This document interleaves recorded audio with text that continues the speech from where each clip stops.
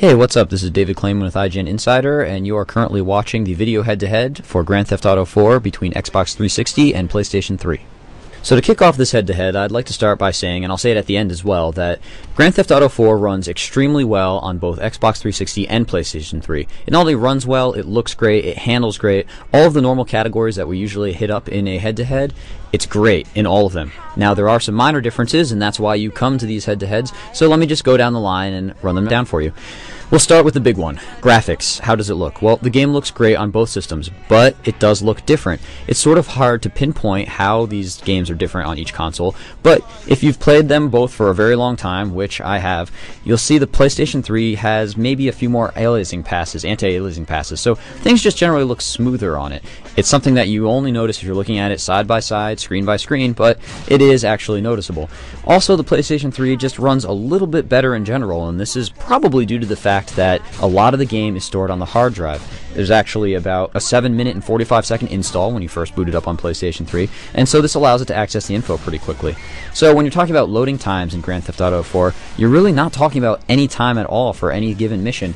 Maybe a short loading time when you start up the game, and then after that, you're just talking about a few seconds here and there. So if there are differences, which there are, and the PlayStation 3 loads a little bit faster in these areas, you know, it's only 1 or 2 seconds, maybe 3 or 4 seconds, but it hardly affects the gameplay at all. However, if you want to put a stopwatch to it, there you have it. The PlayStation 3 has a slight advantage there. Things like brightness, contrast, and the colors, they're also slightly different on both systems. I could be wrong, but according to me, according to Hillary, according to Roper, who have all played the game, the 360 just looks a little bit brighter. It looks like the colors are a little bit more vibrant, maybe, but it doesn't really give it an edge to say that's better or worse. And I should mention that things like brightness, contrast, saturation, these are all sliders that you can adjust inside the game, and the sliders actually have a huge difference on the picture, so no matter what TV you're playing on, no matter what console you're playing on, you're going to be able to adjust your TV and the game to give you a really great picture, meaning the game's going to look great no matter which console you own. Now, there is one major difference between the two in control, and that would be that 6-axis controls are included for the PlayStation 3. Now, what are they included for? Well, you can use 6-axis control for a helicopter. You can use it for a bike. You can use it for a boat. You can use it for the vehicle after touch, which is when you go off a stunt jump. You can give your vehicle a little bit of direction.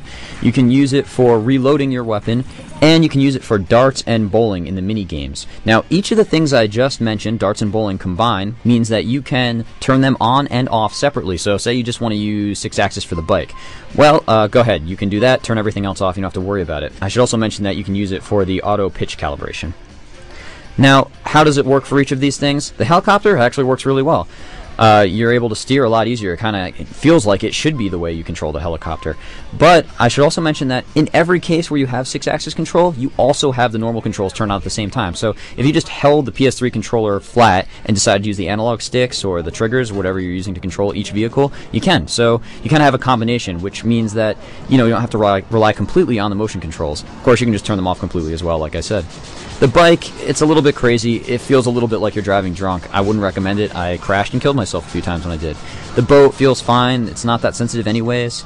And the other things like reload, well, you auto-reload if you keep firing anyways. So it is kind of cool to shake the controller up and down when you reload your weapon, but it's just sort of an extra. I wouldn't say that it makes anything that much better.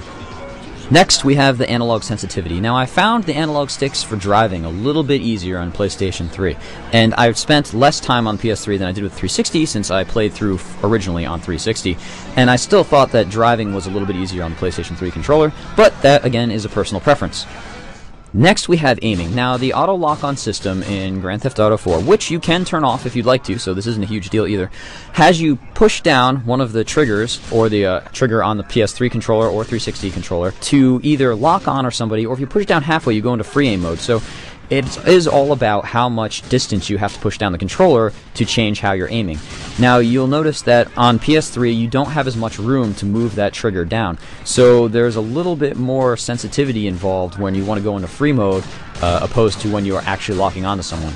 I found it a little bit easier to judge this distance between the trigger depression on the 360 controller, but considering this is a huge game, you're going to be playing it for a long time, I was able to get used to it on PS3 almost immediately. So that is a difference. Again, not a difference making one better or worse necessarily, but a difference.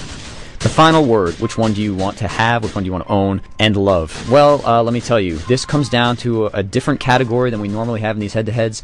This one comes down to what are your friends playing. A huge part of Grand Theft Auto 4 is the multiplayer. Now, if multiplayer weren't that great, if it were sort of a side story, if it weren't that fully featured, this probably wouldn't matter as much, but multiplayer is huge. The free mode is a lot of fun. 16 players running around Liberty City, I mean, it's a blast. So you're probably going to be with your friends. You're probably going to want to hang out in Liberty City with people you know. So if your friends are all getting one on a certain console, I'd recommend you go and try to get the same version as they are, because you're going to want to play online with them. This is especially true in some of the modes like Cops and Crooks, where this mode, unlike free mode, requires a lot of teamwork. It requires a lot of communication. It requires you to know the people you're playing with.